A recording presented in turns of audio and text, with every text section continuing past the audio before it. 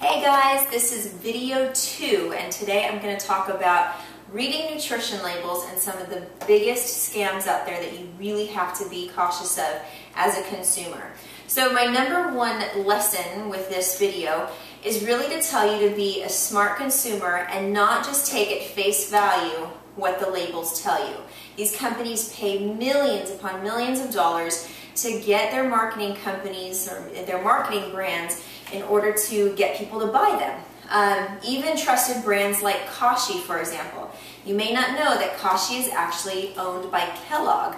So you can, of course, see the correlation between Kashi becoming so big and what used to be a very small company that had really good, wholesome ingredients is now branching off into these foods that don't necessarily have all the best things. Yesterday there was actually an article I read in the Wall Street Journal about how some of these companies are getting sued and under these pretty big lawsuits because they're putting the words all natural on their labeling when they're really not. You have to understand that the FDA, the USDA, it's almost impossible for them to keep up with these companies and all the clever marketing and labeling schemes that they go through. So you are in charge of your health and you have to be the smart consumer and know and be responsible for what you're putting in your body. And hopefully I'll help you understand how to look at some labels and be sure that you're not putting the wrong things into your body just because the label tells you. So I have a few items here that I want to go through just to give you a sense of when you look at a label, what you should be looking at. So when you look at a nutrition label, the very first thing, and frankly one of the only things that you should be concerned with, is not calories, is not fat like a lot of people think, and it's not even the overall number of carbohydrates, because everybody's so afraid of carbohydrates. The number one label that you need to be looking at are sugars. So when I look at a label, when I pick up a food of anything, the very first thing that I look at is the sugars. Anything over, I usually say about 8 to 10 grams of sugar, immediately raise your red flag. So number one, you look at the sugars, and then you say, okay, well, you know what, where does this sugar come from? Now I can go to the ingredients and see where the sugars come from. Are they coming from honey and some other, more natural sweeteners?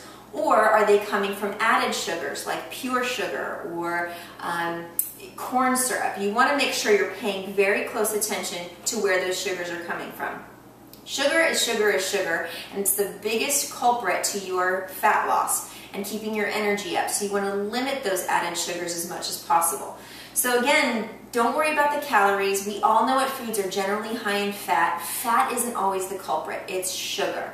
So looking at this label, this is some organic, this is a great cereal, I actually really enjoy it, keeps me filled. There's 4 grams of sugar in it, so it's a low sugar. I'm looking at the ingredients and I'm reading every single one of these ingredients and I know what it is, I've heard of it before and I can read it. If you ever pick up anything that has something in the ingredients that you can't read or don't know or never heard of, chances are you should not be putting it into your body. Here's another good example, breads. Any of the mainstream breads in your main bread aisle in a grocery store, it's like the worst culprits of labeling schemes. They say high fiber, 12 grain, 15 grain, added fiber, and they're adding all these things in because they think that that's what's going to propel you to buy them. The problem is they're adding a lot of ingredients that really shouldn't be in there. I suggest using a sprouted grain bread. This is Ezekiel. You typically find it in your grocers in the freezer section. So when I read the ingredients here, all it is are sprouted grains, including barley, millet, lentils, soybeans, fresh yeast, spelt, a little bit of sea salt. I promise you, pick up any bread on the on your bread aisle, you're going to see probably 40 ingredients, and I guarantee you in the top 5 ingredients is some form of sugar, whether it's a sugar, corn syrup, high fructose corn syrup. It's not the stuff that you want to put into your body. I don't care how many grains are in it.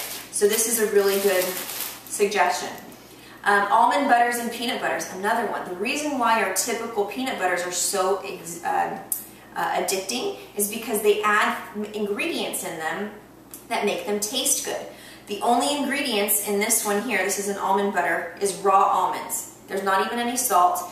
There's not anything added to it. There's no oils. So even if it says natural, because a lot of these natural companies are coming out with versions of a natural nut butter, but they're adding things into it that really shouldn't be in there. Here's another quick example. This is a jam or a jelly.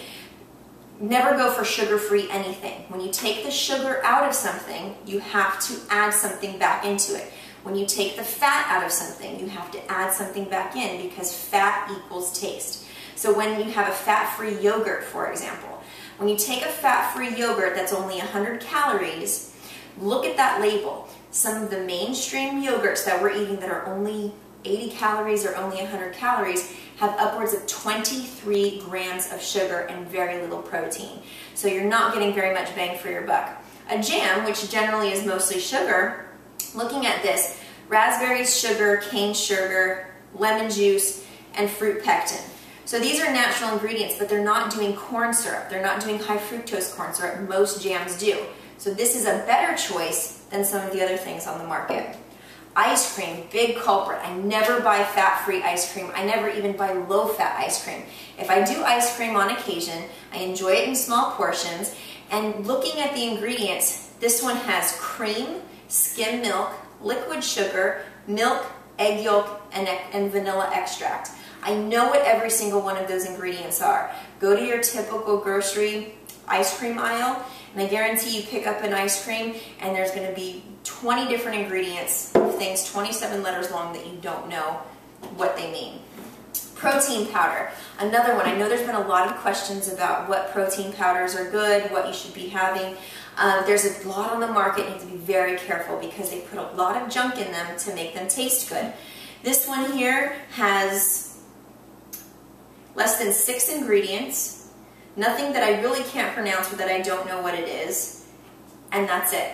It's solid protein. There's not fillers. They're not adding junk into it. You might pay a little bit more, but you're not going to need as much because it's all quality, solid nutrition. So I hope that that helps. Be a smart consumer. Remember, the number one thing you want to look at is sugars. And just start understanding what you're buying at the grocery store. There's always a better option.